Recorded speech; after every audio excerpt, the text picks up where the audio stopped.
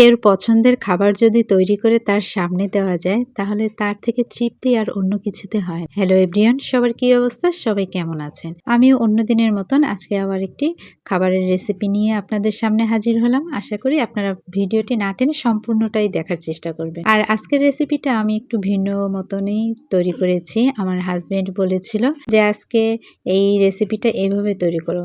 আমি কখনো এই রেসিপিটা বা এটার কি নাম দেওয়া যায় তাও আমি জানি না, বা এটার কি নাম হয় তাও আমি জানি না। ও বলল এভাবে তৈরি করতে, জাস্ট আমি ওর কথা মতন আমি এইভাবে মানে রেসিপিটা তৈরি করতে বসে গেলাম। তো ও বলল কি, একটা ডিম দিয়ে, পেঁয়াজ দিয়ে, মরিচ দিয়ে আর ময়দা দিয়ে তুমি চাপড়ির মতন বানাও।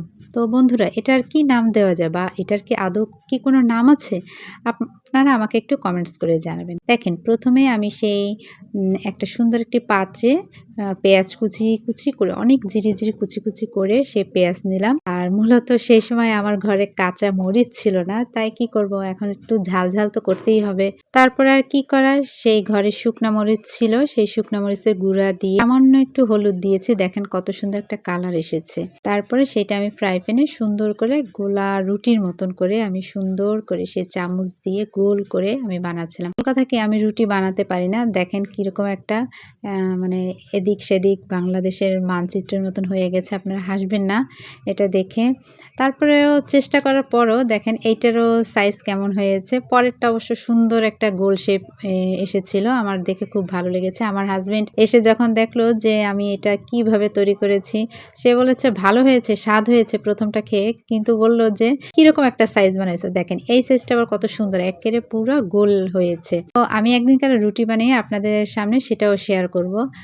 কারণ রুটি বানানো হয় না কেন, আমার শ্বশুর সেই কেবলে যখন চাকরি করতো তখন আমার শাশুড়ি সে ভোর 4টার সময় উঠে বাবাকে রুটি বানিয়ে দিত। আর শুধু বাবার জন্য না, আমাদের পরিবারের সবার জন্যই রুটি বানাতো। তা সেই সুবিধায় দেখা যাচ্ছে আমরাও অত ভোরবেলা উঠতে পারতাম না বা উঠি না। সেই অভ্যাসটা আমার শাশুড়ি মার রয়ে গেছে সেই ভোরবেলা। আর অত ভোরবেলা আমি উঠতেও পারি না, কারণ আমার যদি ঘুম না পোষায় বা অত ভোরে যদি উঠি তাহলে আমার সে মাথায় ব্যথা উঠে। মূলত আমার মাইগ্রেনের সমস্যা আছে। তো যাই হোক, দেখেন সেই রুটির গোলা আমি কত সুন্দর করে মানে বেশি একটা বানাই নাই, কারণ ঘরে সেদিনকার আমরা ৩ জন ছিলাম, আমার ছেলে, আমি আর আমার হাজবেন্ড। তা ৩ জনের জন্য মোট 4টা বানিয়েছিলাম। প্রথম বানিয়েছিলাম তো তাই একটু অল্প বানিয়ে ট্রাই করে দেখলাম। তো দেখেন চা রেডি করে আর এই নাস্তাটা রেডি করে সবার সামনে নিয়ে আসলাম। তো নাস্তাটা খেতে খেতে আজকে ভিডিওটি এই পর্যন্ত শেষ করে, নেক্সট ভিডিও পর্যন্ত আপনারা সবাই ভালো থাকুন, সুস্থ থাকুন এই কামনা। আর হ্যাঁ, যারা যারা এত সময় আমার ভিডিওটি দেখেছেন তাদেরকে আবারও আমার পক্ষ থেকে অনেক অনেক ধন্যবাদ দেই। ভিডিওটি যদি ভালো লেগে থাকে তাহলে অবশ্যই লাইক, কমেন্ট এবং শেয়ার করে দিবেন।